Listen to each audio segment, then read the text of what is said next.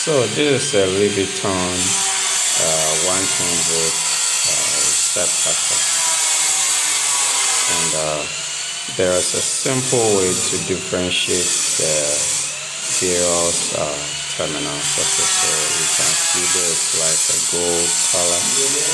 This is a silver, and then here is green. So it's basically simple. This for ground or earth. Here this for neutral, or they have indicated is white, and then this for live, or what they have indicated hot. Yeah, hot in the North America.